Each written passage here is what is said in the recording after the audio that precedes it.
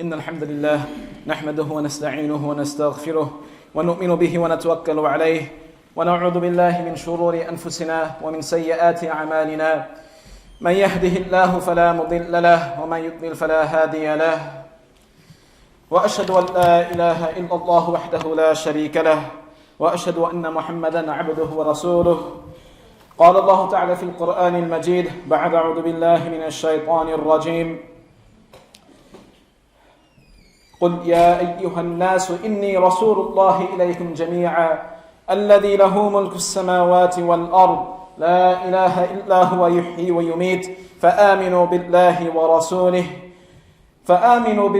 ورسوله النبي الأمي الذي يؤمن بالله وكلماته واتبعوه لعلكم تهتدون وقال عليه الصلاة والسلام بني الإسلام على 5 شهادة أن لا إله إلا الله وأن محمدا رسول الله وإقام الصلاة وإيتاء الزكاة وحج البيت وصوم رمضان.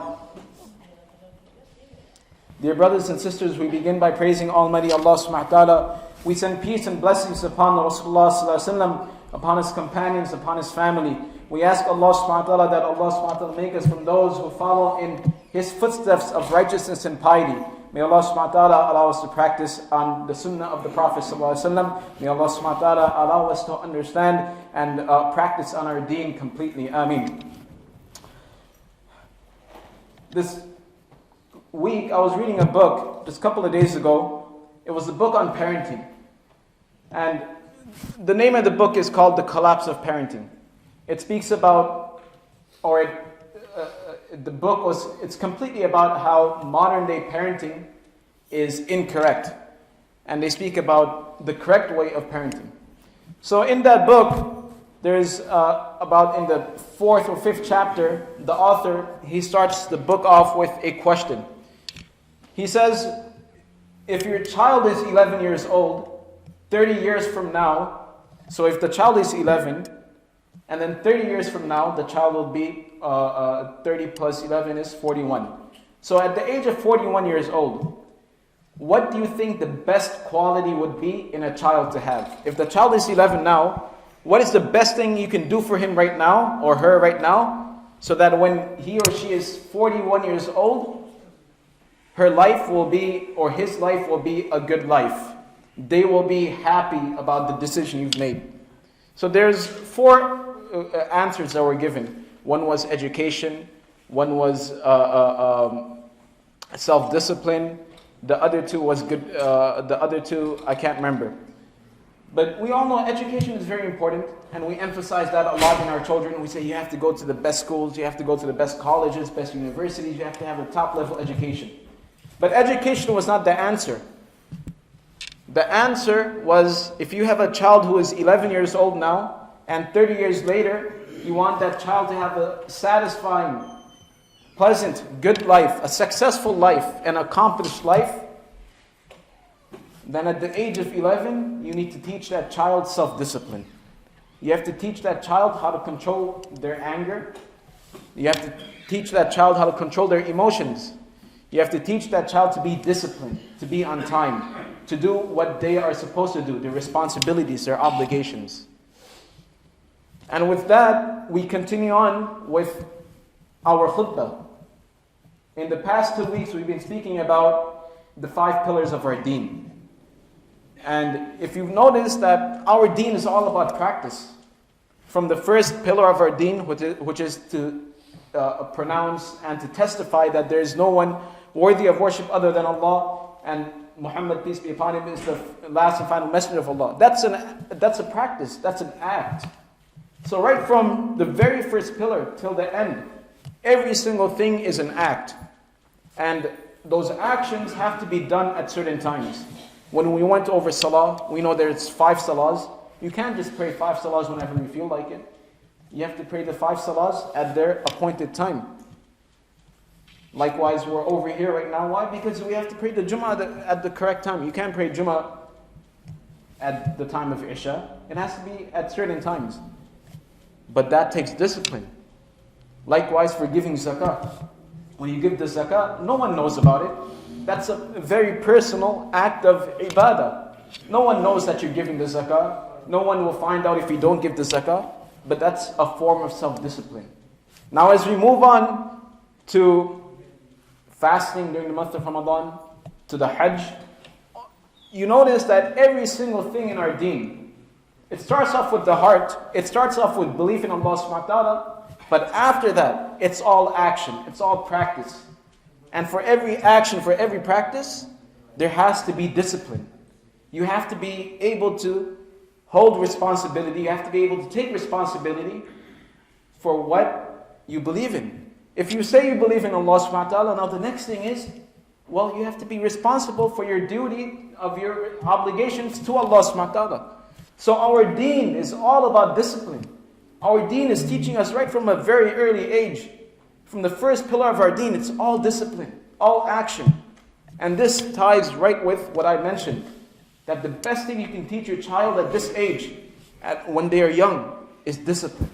More so than education. If your child does not have the discipline, they're not going to do their homework. If your child doesn't have the discipline, they're not going to pay attention in school. If your child doesn't have discipline, they're not going to listen to you. You can send them to the best schools in the world. They don't feel like learning, they're not disciplined to take responsibility, you can forget it.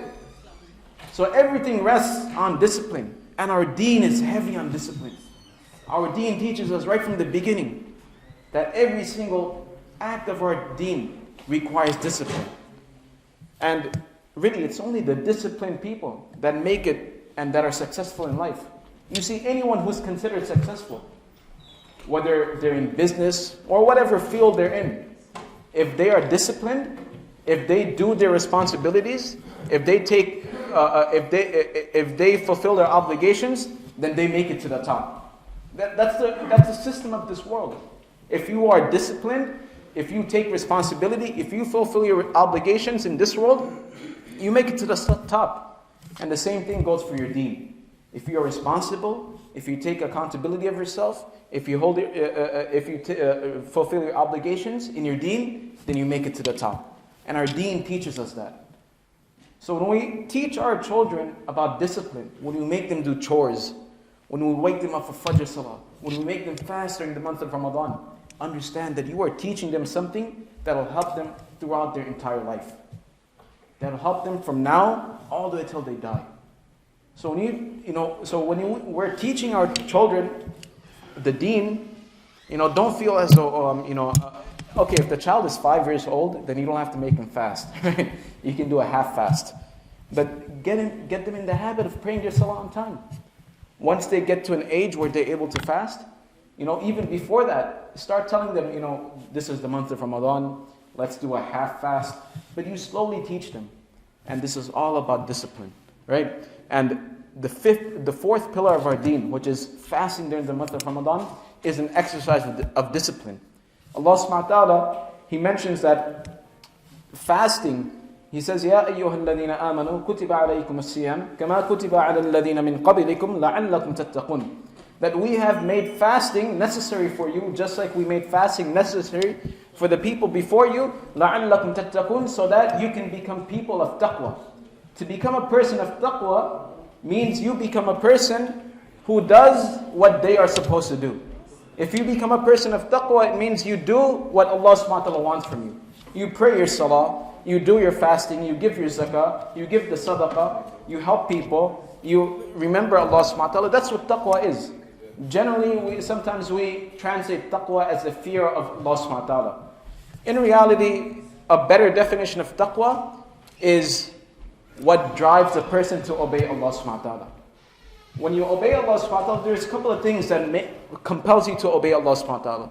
There's the love for Allah subhanahu wa ta'ala, that Allah subhanahu wa ta'ala has given me everything, now I have to obey Him out of love. There's the fear aspect, that if I don't obey Allah subhanahu wa ta'ala, then Allah subhanahu wa ta'ala will hold me accountable and punish me. So it's both fear and love of Allah subhanahu wa ta'ala. But then after that, you have to build habits, you have to be disciplined in order to do your daily responsibilities to Allah subhanahu wa ta'ala, to fulfill your daily responsibilities to Allah subhanahu wa ta'ala. So fasting is, we do it for 30 days, 29, 30 days, for one month. But fasting is an exercise of building taqwa. It's an exercise of building discipline. And that's why Allah subhanahu wa ta'ala, He says that if you fast, لَعَلَّكُمْ تَتَّقُونَ, then maybe you'll become people who have taqwa. In other words, if you're not, and this is for everything. Salah is an exercise of discipline. But if you're not performing the salah correctly, you're not going to get it. If you're not performing salah at all, then forget about it. But if you're performing your salah late, when you're performing your salah, you're not focused, then these are the habits that you're building. You're slowly building a habit of always being late. You're slowly building a habit of being unattentive, of unfocused. Likewise, when it comes to fasting, Allah subhanahu wa ta'ala mentions it's a conditional statement. Allah subhanahu wa ta'ala is not saying that if you fast, you'll become a person of taqwa. Allah is saying if you fast, then maybe, perhaps you'll become people of taqwa. Why? Because you have to fast properly, right? You have to fast correctly. And fasting is not just staying away from food, but fasting is also the way you behave, the way you talk, the things you see, the things you listen to. There's more to fasting than just hunger. So fasting is an act of discipline. And the hadith of Rasulullah sallallahu alaihi wasallam, he mentions that as-siyam junnah, that fasting is a shield. It protects us from the fire of Jahannam. Why? Because now you're inculcating good habits within you. You're now disciplining yourself in order to obey and carry out all the other acts that Allah subhanahu wa ta'ala requires from us. But going back to fasting being the fourth pillar of our deen, there's two things I want to mention about fasting. Number one is that the fasting is a physical worship. It's a direct worship of Allah subhanahu wa ta'ala. Just like salah is a physical worship, salah is a direct worship of Allah subhanahu wa ta'ala. Likewise, fasting is also a direct and physical worship of Allah subhanahu wa ta'ala. But at the same time, there's so many hadith, numerous hadith of Rasulullah sallallahu alaihi wasallam mentioning the virtues of feeding a fasting person. At the end of our Ramadan, we have to give the fitrah, which is money that we give in order to compensate for any of the mistakes we've done throughout fasting, but then money goes to the people who need it.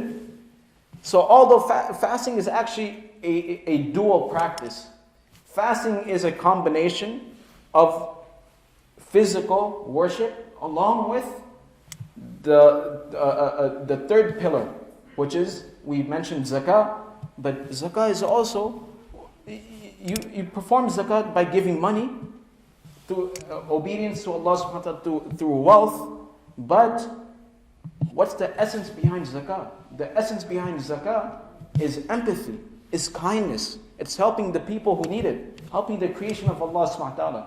So zakah in reality is a combination of the salah, fasting is a combination of the salah and the zakah, whereby you are directly worshipping Allah subhanahu wa ta'ala by fasting, and at the same time you are looking after the creation of Allah subhanahu wa ta'ala. You are displaying kindness, you are exhibiting empathy to the creation of Allah subhanahu wa ta'ala. And then we move on to Hajj. Hajj being the fifth pillar of our deen. And when you look at Hajj, Hajj is unlike any other ibadah in our deen. Why? Because Hajj is not just for 5 minutes. It's not just for one day. Hajj is for a number of days, a couple of weeks. And in that Hajj, you see that you do every single act of deen. Every single act of deen we do in Hajj. Whether it's physical ibadah of Allah subhanahu wa ta'ala, there's salah involved in Hajj. There's the wealth aspect in Hajj. We give wealth. And then in the fasting, although you're not actually fasting, but very much similar restrictions apply in the Hajj. Right? So, and leading up to the Hajj, then those days of Dhul Hijjah, those are days that are recommended and encouraged to fast. So the Hajj is actually a culmination. It entails every single aspect, every single worship of our deen. Right? So we covered the 5 pillars of our deen in the past 2 weeks. And you know what it all boils down to? It all boils down to two things. That in conclusion, these 5 acts are the essence of our deen. Right? If you want to know the essence, the basic of our deen, the basic fundamentals of our deen, it's these 5 pillars. And that's why Rasulullah ﷺ has rightly called it the building blocks of our deen. The Prophet ﷺ said, Bunya al-Islam, that Islam is built on these 5 things. Meaning these 5 aspects, these 5 things that we spoke about, is what builds our deen. If any one of these 5 aspects are missing, your deen is not complete. It's like making a basement for a building and one of the walls from the basement is missing. The basement is not going to be full. The house, you can't have a proper building. Why? Because the building is in a topple, it's in a collapse. Likewise, with our deen, if any one of those pillars are missing, then the building is going to collapse. So this is the essence of our deen. And when you look at the essence, these 5 things, it boils down to 2 things. That you have the shahada, you have the salah, you have the zakah, then you have fasting, and then you have the hajj. When you look at all these 5 things, it actually boils down to 2 things. Number 1 is obedience to Allah subhanahu wa ta'ala and His Messenger. And the second thing is kindness and empathy to the creation of Allah subhanahu wa ta'ala. So if anyone ever asks you, what is the basis of Islam? What is the crux or the essence of your faith? What does Islam really teach you? All you have to do is mention these 2 things. That our deen teaches us obedience to Allah subhanahu wa ta'ala and His Messenger, and it teaches us empathy and kindness to the creation of Allah subhanahu wa ta'ala. Where do we get that from? Obedience and obedience to Allah subhanahu wa ta'ala and the Messenger is obvious. The first pillar of our deen. Obedience to Allah is obvious in the second pillar of our deen, which is salah. It's obvious in the third pillar of our deen, zakah, because we give the zakah only because Allah subhanahu wa ta'ala tells us to. It's in all those 5 aspects. But where does kindness and empathy come from? Kindness and empathy for the creation of Allah subhanahu wa ta'ala is evident in the third pillar of our deen, which is giving the zakah. It's evident in the fourth pillar of our deen, which is fasting. It's also evident in the fifth pillar of our deen. So these are the 2 things that our deen really, boils down to, which is obedience to Allah subhanahu wa ta'ala and His Messenger, and the second part, which is empathy and kindness to the creation of Allah subhanahu wa ta'ala. And along with that, there's one other thing we learn, and this is very important. Allah subhanahu wa ta'ala could have just told us, you have to obey me, you have to be loyal to me, you have to be loyal to the Messenger, and you have to love and be respectful to my creation. But Allah subhanahu wa ta'ala that's not the 5 pillars. Right? That's not the basis of our deen. The basis of our deen is not, they are not concepts. They're not ideas. They're not values. Rather, they're specific acts. They're specific practices. And what that teaches us is that we have to display love, we have to display empathy, we have to display kindness, we have to display loyalty and obedience to Allah subhanahu wa ta'ala in the way which Allah subhanahu wa ta'ala has commanded us to. Right? And I'll give you examples of this.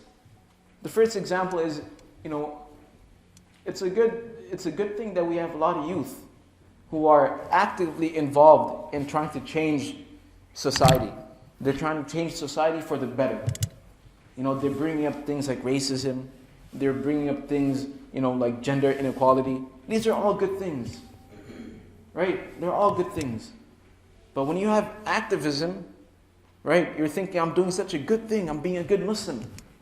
But you're leaving out your obedience to Allah subhanahu wa ta'ala by not praying. Then they don't go hand in hand. Right? If you're fighting and if you're, being an activist for all these right things, but you're not obeying Allah subhanahu wa ta'ala when it comes to praying your salah, you're not obeying Allah subhanahu wa ta'ala when it comes to fasting, you're not obeying Allah subhanahu wa ta'ala when it comes to giving the zakah, then you're only doing half of it. You're leaving out the first half. Right? So going back to that point, that Allah subhanahu wa ta'ala, the Prophet ﷺ specified precise actions.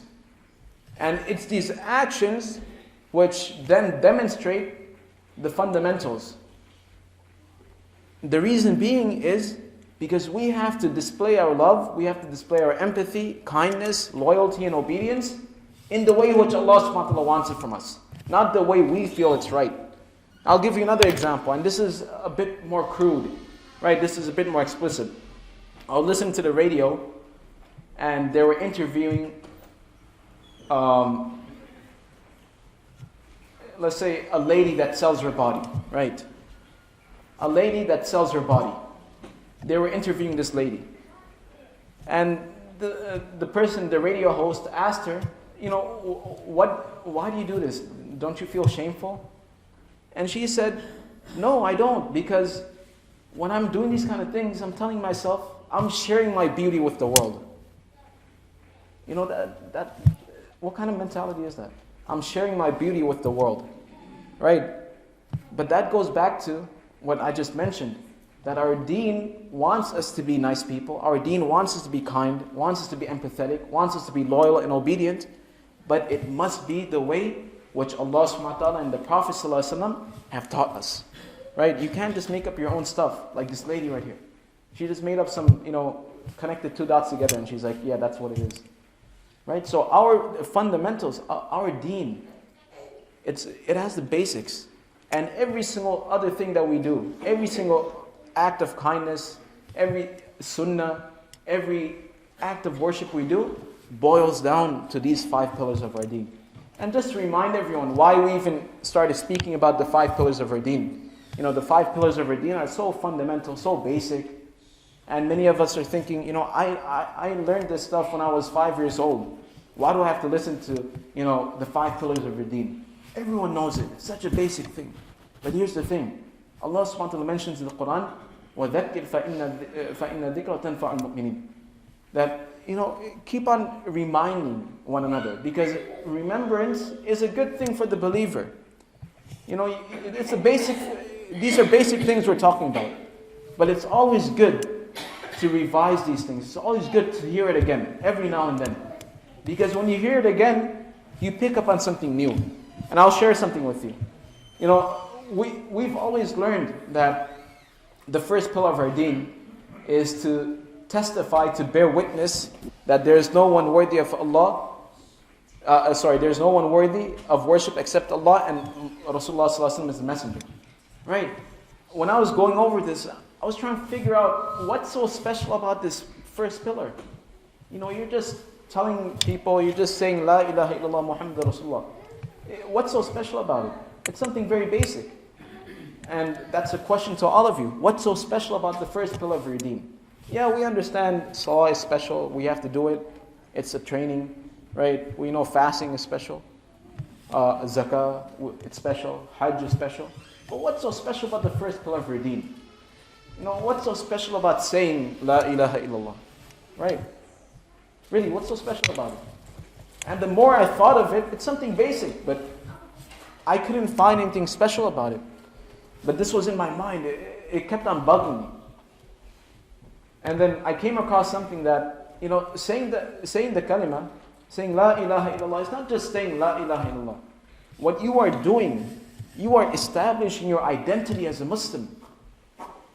Right? There's so many people out there who have identity crisis. They don't know what they are. There's a lot of people out there who are shameful. They're ashamed to be Muslims. When you say the kalima, the first pillar of our deen is understanding your identity, is accepting your identity as a Muslim, is telling the world that you are a Muslim and you're proud of it. That's the first pillar of our deen.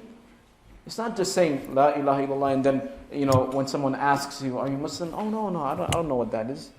The first pillar of our deen is more than just saying a couple of words. The first pillar of our deen is accepting your identity, coming to terms with who you are, to coming to terms who you're faithful to, coming to terms with your responsibilities and obligations. Right? And this is so important, because if you do not identify yourself as a Muslim, you're not going to pray your salah. You don't identify yourself as a Muslim, you're not going to give the zakah, you're not going to go for Hajj. Why are you going to spend $7,000, $8,000 just to go for Hajj when you don't even feel like you're a Muslim? When you haven't solidified that first pillar of our deen, which is coming to terms, identifying yourself as a Muslim, establishing your identity. Right? So that goes back to our point that we're talking about something very basic, but it's not very basic. Because the more you think about these basic things, the more you begin to understand the amount of wisdom that's behind all this. Because understand that the 5 pillars of our deen is not something I made up. It's not something the scholars made up. The 5 pillars of our deen are what the Prophet ﷺ told us about. The 5 pillars of our deen is from the very man who taught us what Islam is. Imagine, he knows everything there is to know about Islam.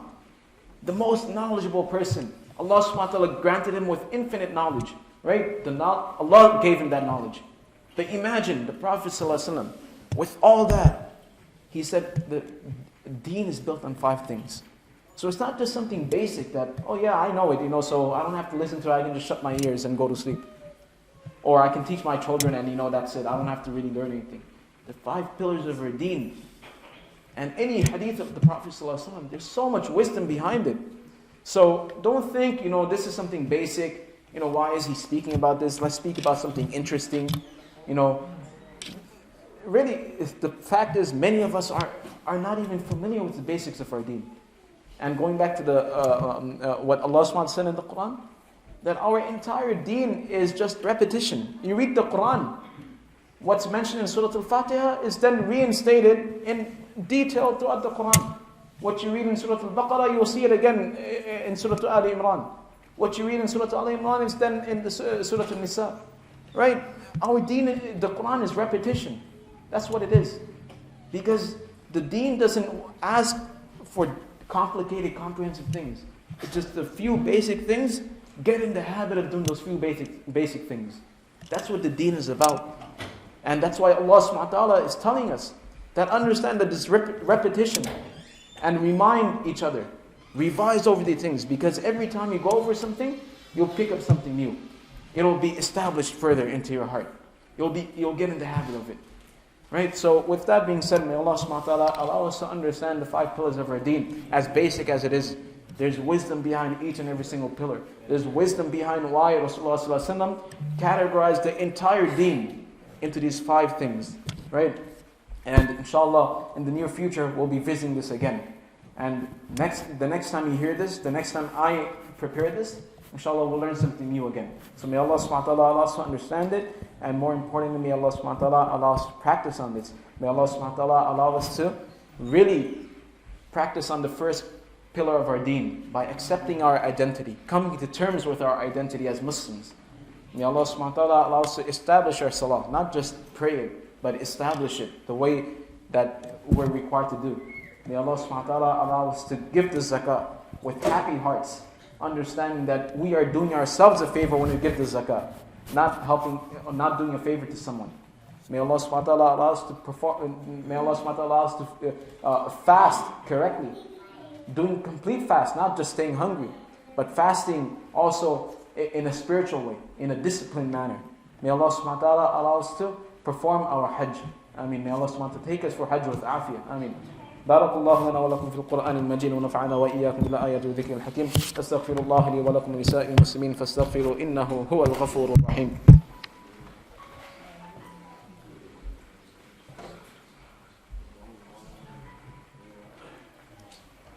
الحمد لله الذي أرسل رسوله بالهدى ودين الحق ليظهره على الدين كله وكفى بالله شهيدا ونشهد أن لا إله إلا الله وحده لا شريك له ونشهد أن محمدا عبده ورسوله قال الله تعالى في القرآن المجيد بعد أعوذ بالله من الشيطان الرجيم إن الله وملائكته يصلون على النبي يا أيها الذين آمنوا صلوا عليه وسلموا تسليما اللهم صل على محمد عبدك ورسولك وصل على المؤمنين والمؤمنات والمسلمين والمسلمات وبارك على محمد وأزواجه وذريته قال النبي عليه الصلاة والسلام أرحم أمتي بأمة أبو بكر وأشدهم في أمر الله تعالى عمر عمر وأصدقهم حياء عثمان وأقضاهم علي وفاطمة سيدة نساء أهل الجنة والحسن الحسين سيد شباب أهل الجنة وحمزة أسد الله وأسد رسوله رضوان الله تعالى عليهم أجمعين.